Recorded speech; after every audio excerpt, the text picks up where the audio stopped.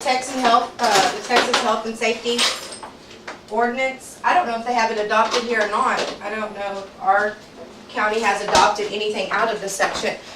But I pulled this up today on the abatement of public nuisance ordinance, and it reads that this county, and this is in the state of Texas, and this county of Aransas, they had the same issues, of course. And they adopted the, they adopted the sections 343001 through 343023 of the Texas Health and Safety Code. And this is all about this kind of stuff that goes on. What it goes on, it lists several things. And this is something that, like in this chapter, it defines that the abate means to eliminate by removal, repair, rehabilitation, or demolish.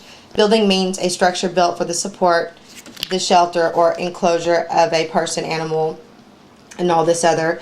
And then it goes down and goes down. But a public nuisance, it's a person may not cause, permit, or allow public nuisance under the section of any premises. Public nuisance is keeping, storing, or accumulating refuse on premises in a neighborhood unless the refuse is entirely contained in enclosed receptacles. And it goes on. Exactly. And it's keeping, storing, or accumulating rubbish, including newspapers, abandoned vehicles, refrigerator stoves. And what happened was somebody took somebody obviously to civil court, or what they did was they issued this idea in front of the commissioner's court. And this was in Aransas County, Texas. But this is the state of Texas. Why can't we, this county, adopt the same codes of the Texas Health and Safety Code? These are coming out of the Texas Health and Safety Code. So that goes back, because it has criminal penalties. It's just not fines. It revolves down to the law enforcement. If these fines are not paid at a certain point, then it leads up to more fines. If those fines are not paid, then it's confinement in jail no more than 6 months at a time. So I mean, there's research they could do and they could follow. I mean, there's procedures that they could take instead of just knocking out of the street that they don't have to knock out. I mean, they can take these procedures, take the steps to follow. And but they do need to widen the street. If they have not, and obviously they have not adopted any. Well, not only that, they haven't adopted any of these, because it's just not our area. This goes on everywhere else in Glen Rose.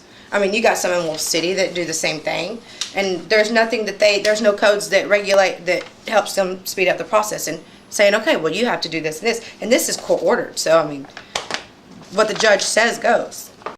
I don't understand that by the voters of this town, and we are voters, and we live on this street, and I mean, we can initiate a petition to go around for the nuisance and get so much percentage of the vote, 10-20% of the voters on this street, that, okay, well, this is a nuisance. We can slap it down in our city attorney's face and say, well, you need to follow this process. Then he needs to go by this process to initiate something through the court, so the judge can sign something saying, okay, well, he needs to comply with this and this, and if it's not complied with, then it falls back into some other penalty. But it's, for some reason, our city ordinance has not obviously adopted any of the codes or the sections to even get something like this going. Or they don't want to take the time, or they don't want to go through the process of doing it. I don't know. But it's not hard. What I've gathered last night is just, I look at them and it's like they do what they please. And they don't care what the vote. They forget we are voters of this town. We keep this town going too. So they need to respect what we have, and be courtesy of what we say.